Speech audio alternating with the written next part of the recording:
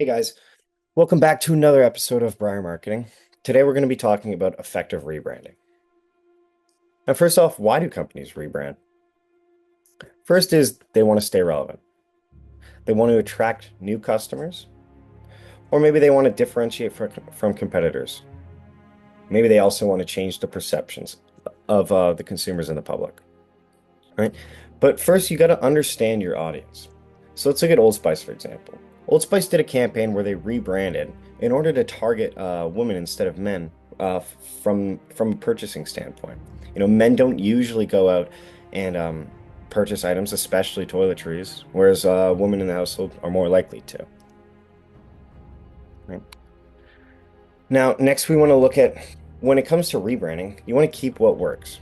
Now, Old Spice kept what was important, which was their masculinity trope. A lot of men were big fans of Old Spice. It was just kind of growing to become too old. Whereas if you look at Tropicana's rebrand, they modernized it, but they also removed the selling point, which was the fresh touch and the personality on the packaging. Now it looks way too clean and way too unappealing. Right? Next is messaging. So looking back at this Old Spice campaign, they used their slogan as a really strong selling point. The man your man can smell like.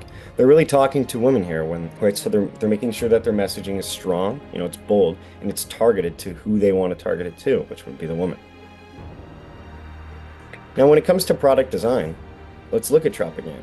We want to avoid the generic and uninspiring designs. Tropicana had this brand where it was nice, it was fresh, everyone recognized it, and then it just became this plain garbage, to be honest. Next, we want to look at product testing. One thing Tropicana failed to do was they brought it to the market without any testing before launch. So you want to make sure that your brand is recognizable and people will like it and go back. You don't want to skew your customers too much. Now that we've reviewed that, let's look at the checklist, right? So we want to make sure that you know your audience. You want to make sure that you can retain strong brand elements and not change the branding too much. You want to make sure that that branding and that messaging is very clear so people can see it. And last is you got to make sure that you test it before you launch, right? You want to make sure that this will work before pushing a lot of heavy capital into it. All right. So guys, that's going to wrap it up for today's episode. Glad you guys could check it out. I'll see you next time.